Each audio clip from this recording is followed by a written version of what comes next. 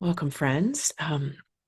This circle is one that I've done multiple times over the years at different strategic times, and it's called to be a healer. And so it's for anybody who there could be a spectrum of it, of a range of, I think I'm being drawn in this particular direction, right? Because the signs keep coming, and I guess I should pay attention to them, to like, boom, getting like smacked in some way, and like there's no resisting, right? Of something like incredibly obvious. And it can brew and happen slowly, or it can happen bam in 1 minute, and then everything's different. Everyone has a different calling story, and some are more like one-time experiences that change everything versus, or it's not really versus, but to this other end of the spectrum, which is little whispers and messages over and over until someone's like, wait a minute, I think I'm being called to something, right? And I would say a lot of that spectrum does take in issues of um, how much internal bandwidth we have for anything beyond what we're doing to survive day to day, right? It also is how open we are to these parts of ourselves, either by our own experience and or also how the world around us treats or responds to this kind of energy, right? So if there's a part in you that's like, oh, that's ridiculous. Me? Couldn't be me. Or even, no, that's weird, or I don't want to have anything to do with that. Or to another end, which is it's scary, either because maybe some things that have happened have scared you, and or the people around you tell you it's bad and scary for these things to happen, and someone might be saying, well, what do you mean these things? I mean, so there's lots of different versions of healing, one, and there's our own personal healing from our with and through our own lived experiences. Nobody really gets through this life or experiences this life just by living, let alone living in this culture unscathed, right? And there's lots of versions of things that can peck away at our confidence, from our gender to other groups that we belong to, of who is able to do certain things, or certain types of uh, helping that are okay or not. So some people might feel called to be a healer and they go to medical school and become a doctor. Somebody who feels called to assist animals or work with nature and restore places in nature, right? So there's lots of versions of healing. And so if you feel versions of that kind, though, any of those kinds of healing, or maybe, yeah, who knows, firefighter, right? To be a helper. People feel called in many ways. There's this particular version, which is that those of us, maybe we know it, maybe we don't yet, that we have particular skill sets in maybe what might be called the clairs of the ways of knowing, that in our energy systems of our body we might be able to sense, see, hear, feel, um, smell, taste, that the our sensory body has abilities that maybe we don't understand about ourselves, about others. And so there's those kinds. There's also where we might use certain modalities or tools to help us direct our energy.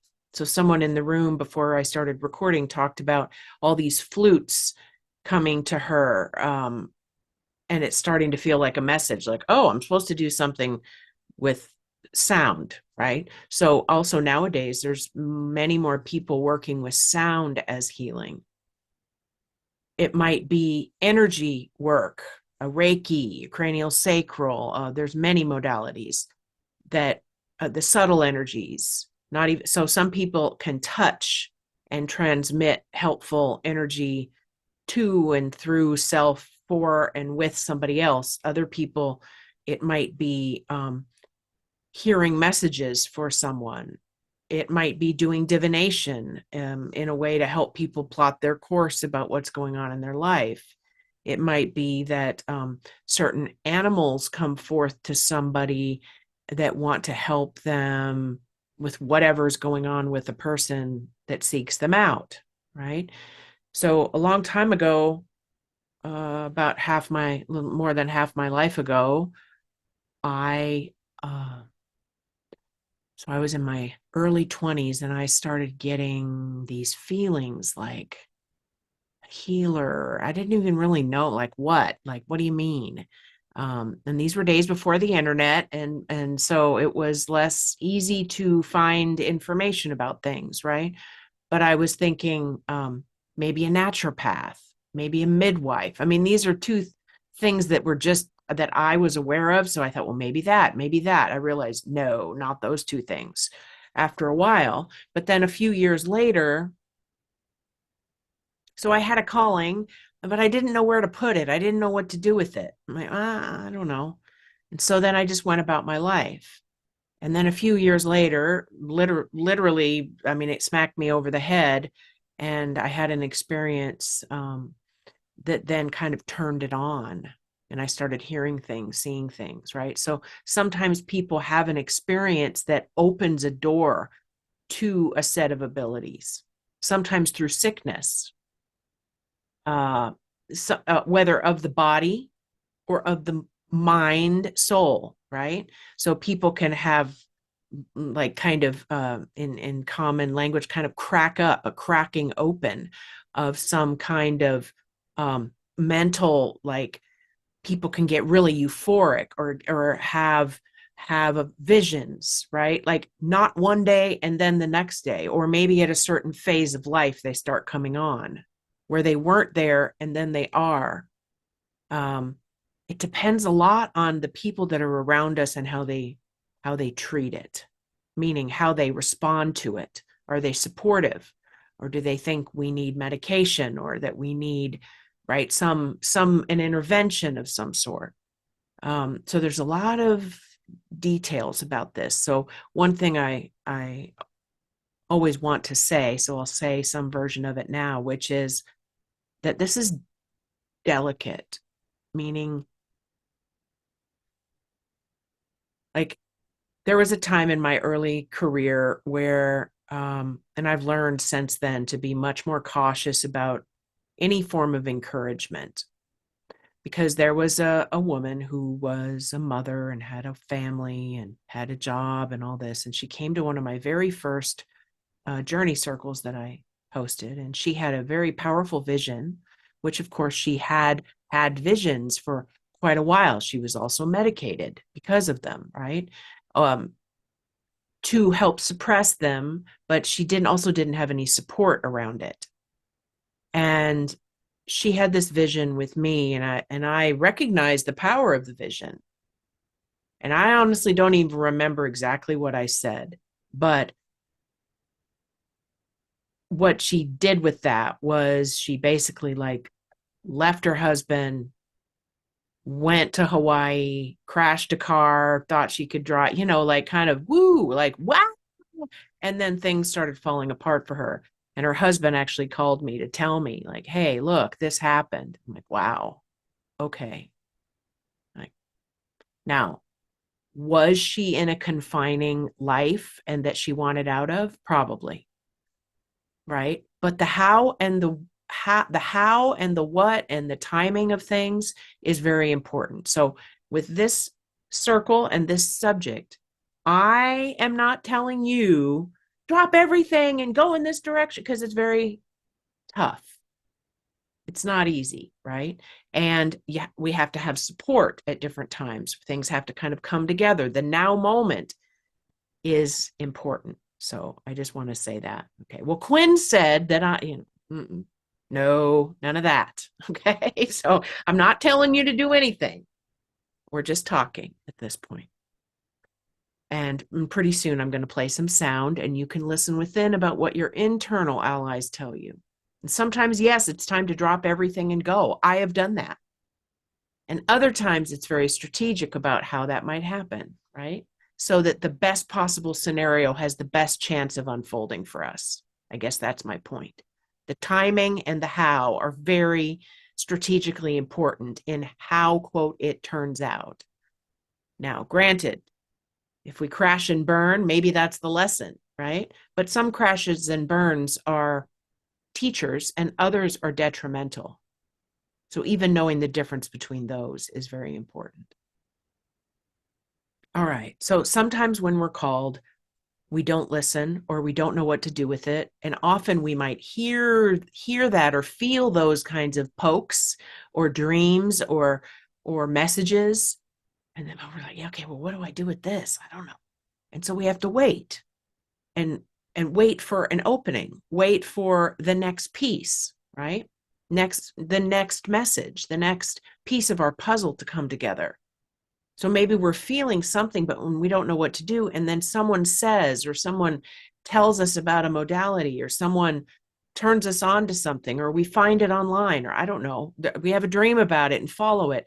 And then, oh, there's another little piece. And it might be a big piece, it might be a small piece. And so that we're guided bit by bit along the path. One thing I'll say is that it almost always takes way longer than we expect or want. Just got to say that. Especially for the younger ones. Like, I want it fucking now. Yeah, I know it. I see it. I see it. I see it can happen. It's ready. It's right there. I'm like, yep. And being in this physical world, things can take longer than we might think. So don't get discouraged. Stay persistent, right? Sometimes with a calling, we might get small, quieter callings and we don't act on it. And then sometimes the multiverse, the synchronous world, orchestrates something to make us listen. Right? Well, you didn't hear me before. You weren't ready with a small nudge, so I'm going to push you a little bit more. Maybe we get sick, like we have to stop our life. Maybe we have some kind of break apart moment that then we can't ignore anymore. I know somebody, he went through the first round of minister training. He had been like a first responder. He'd been a cop, really like, straight America. And then he got in a horrible, he was driving, at the time he was driving big rigs, and he got in a horrible accident and he was in a coma for a month or two. But when he came back, his story was that he had lived probably 4 different lives, full lives in that couple months. One of them was the future, in a future time. And he said at the time it really freaked him out because there was this like wild looking guy trying to teach him. Now he realizes that was a future him.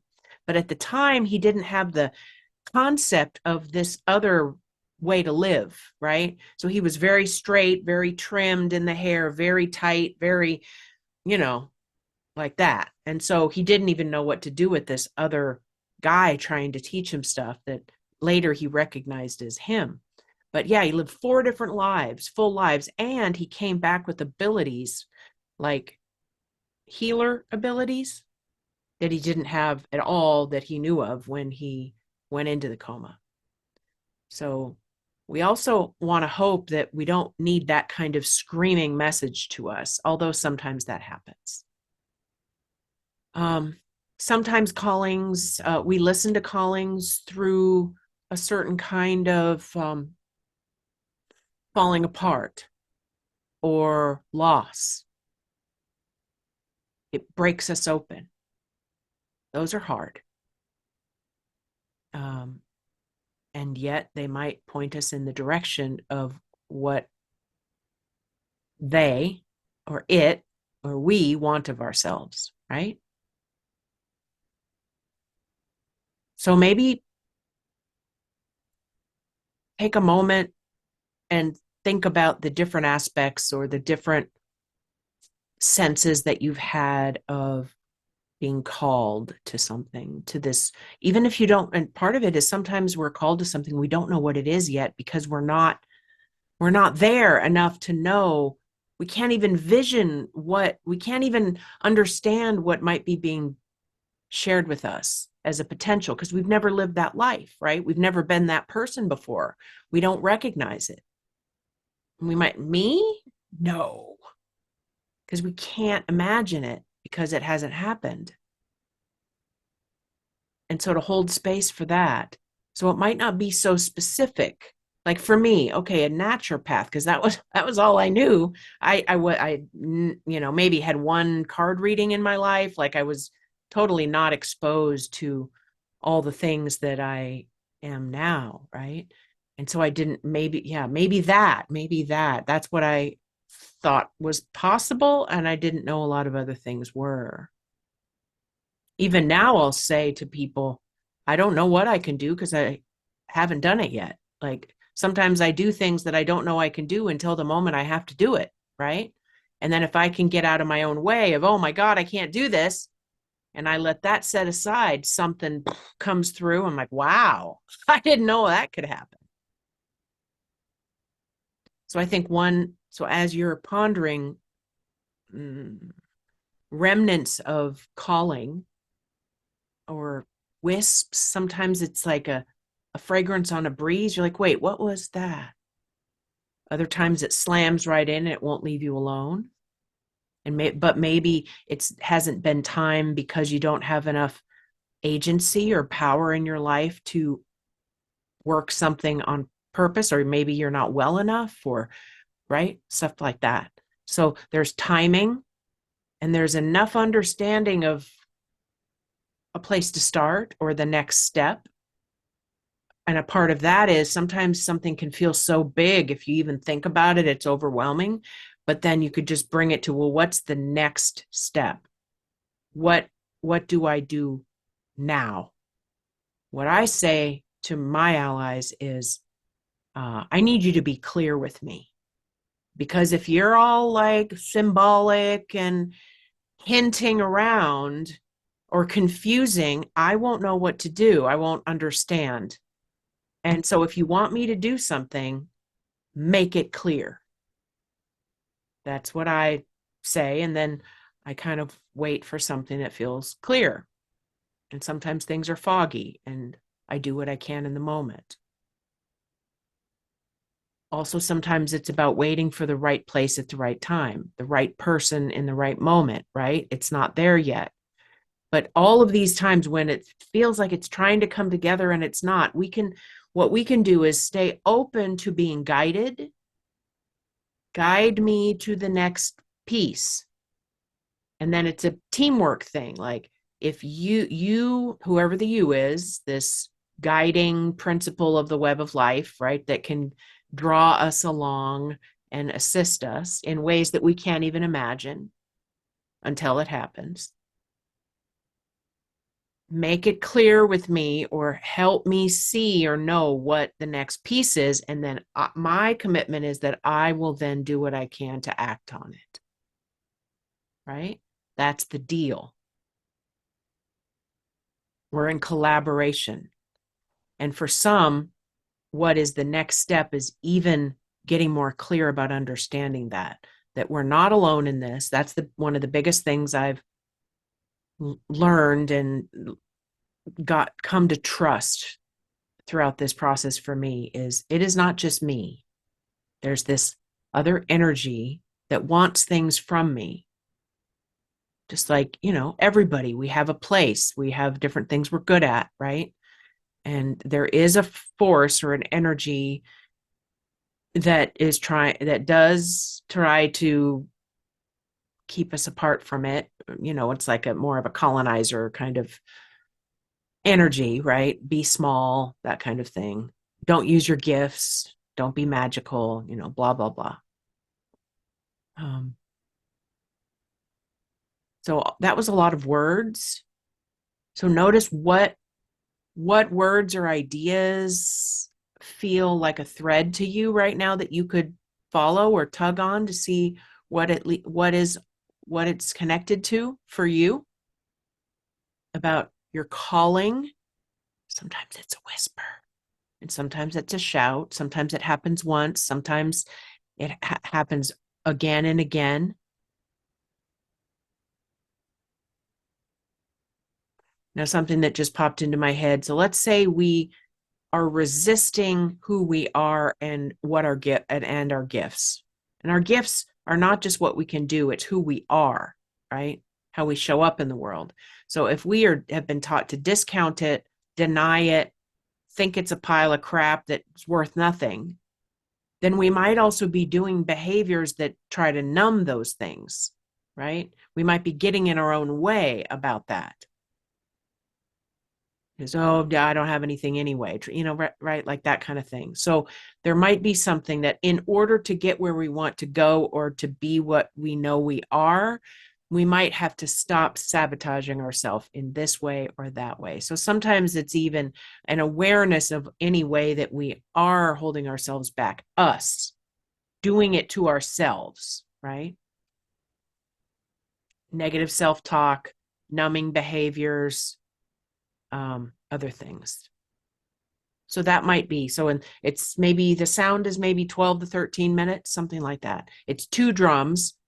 And so also one reason I wanted to play one with two drums is there's two rhythms that kind of, work together in different ways. And yet there are two. So maybe sometimes you will notice one rhythm more than the other, or sometimes the two might feel like they're doing their own thing and not really working together as much. Other times it might feel like they're in sync. So the sounds might prompt something in you about your own. So, healer, showing up for yourself in a compassionate way, listening to the ways in which you've been hurt or wounded or denied by others in this life or before. And then as we do that, we are able to have more potential to show up in any way for anybody else, right? But when we are kind of bleeding out or all over the place, and that sounds like a horrible thing to say, but sometimes it is like that. We're leaking energy, right? We're like barely able to contain it within ourselves. We're just trying to maintain every day. That has to be, we have to find the leaks first. We have to like shore up and assist our own energy field first. And those kinds of leaks happen through trauma. So that's why I talk that way. That as we do that, we realize how we can then share aspects of that with anyone else. So there is something that I do think is true, which is that which we heal or that which we have come to know as trauma, but also we've been able to transform it into that it is a part of us, but we're not defined by it. That then also that becomes part of our potential for helping anyone else. Those things we know, right? Okay, so with this sound, just listen to it. Just see what the rhythms do for you. And then if and when you feel it at any moment, to tune into yourself in this call to be a healer idea. And where am I at with that right now? And what do I need right now or next? And you might also take an opportunity to say, I need help. I need you all to guide me. But there's no way to do this wrong. So I'll see you on the other side.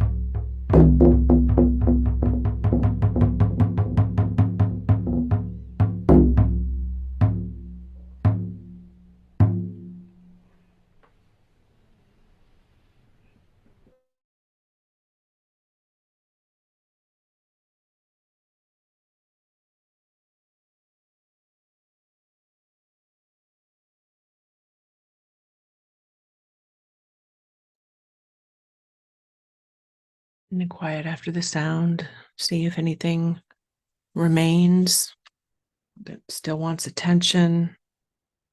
Maybe an offering of a gratitude or an acknowledgement about what came forth. And take a moment to do that. All right, so we had some sharing in the room, and one message was somebody appreciated the idea or the prompt of directness with our inner allies, of really saying what we need. Like, I need help. I need what's next. What's the next piece? And it's okay to be direct like that. And I have found that they who are listening appreciate that, right? Because then they know how they can help. Because I do think there is something like the Star Trek kind of thing of the prime directive of not messing with the culture if they don't ask for it, that kind of thing. And I do think that there's something in that with this with whatever it is that is guiding us, that sometimes things happen that we don't feel we asked for. But on the other hand, it does seem like they wait until we're ready to pose a question or state an intention with them. And then they're like, okay, you're ready, right, for the next piece. And part of that is even when by demonstrating an awareness of a subject well enough to be able to ask a more specific question. Have you ever noticed that you can tell how much someone knows about something by the question they ask you about it? If they're like, well, what's all that about? And you're like, all right, you know nothing about this. I'm going to give you a little answer.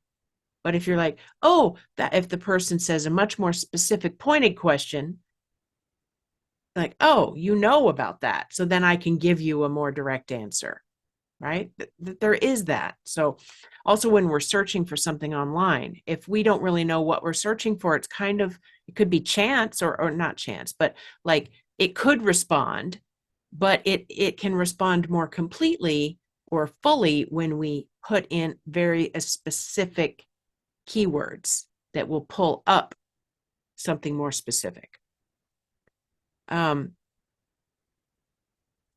Okay, then about a place to start or the next step can always be very particular, specific questions or intentions that we can have. I need the next piece. I need the next step. And then we have to agree, though, that then if and when they give it to us, that we'll do our best to recognize it and that we will do our best to act on it. And if we don't act on it, like defiantly, no, or we talk ourselves out of it, then they might say, well, they're, we did our part. We're going to wait for you to do your part without any new stuff. There's something about getting around disappointment. Yeah, sometimes disappointment about some version of things that we think is what we want not working out, but maybe there's a workaround, there's another door, right? So what I say is this or something better, this or something more perfectly matched. So sometimes I might think, oh, this is great, and it's like, no, you don't really want that. We'll shut that down, but there might be something else that comes forward. Looking for signs, even if the words we're using are from what we know. Meaning, like, someone told a story about when they were in high school about the role of priest, right? Well, maybe it's not that they're going to become a priest, but that it's the closest equivalent that someone might know at a time, right? So it doesn't have to be literal, but it's pointing us in a direction. Like when I was young and a doctor, a naturopath doctor, or midwife, like I didn't become either of those. That wasn't it. But it pushed me in a direction of something that was like that I didn't have a concept of at the time. And and don't limit it. Oh, don't make smaller what might feel big. I mean, yes, we might need to make it smaller in order to peck away at it, right? Or we need a small piece to work on for something big. But there are new versions of things being created. That's the art of it. There's always new things coming, new twists, new versions of things. Now, one thing I had to just settle into was that there was no template for exactly what I felt, what I was being told I needed to create. If there wasn't anything complete to look at and say, I need to recreate that. No, a lot of times, if we're doing something different, there isn't a template for it. So then, there's not already a path. We need to find a path or create a path. And that is how new things come into the world. So that's a good thing. Instead of, well, I don't know where my path is. Well, maybe there's no path. Maybe we walk off the path. Or we walk along the riverbank, and then once someone does that, it might make a path for others later on. And so I guess that's it for now. This is a huge topic. It's ever unfolding and changing. And I hope that some small thing came to you that might give you a little breadcrumb to follow, and maybe it's something in your body that you feel that you felt a yes for, or possibly even a no for. Because the more things that we feel a no for, it winnows out all the possibilities, because sometimes we can get overwhelmed by all the possibilities, right? And so what we know is a no, then that leaves, the feeling of yes, potentially, even if we haven't felt it completely yet. So keep trusting yourself and asking for guidance, and it does come together in its own time, in its own way. So thanks for being open to it, and I'll see you soon.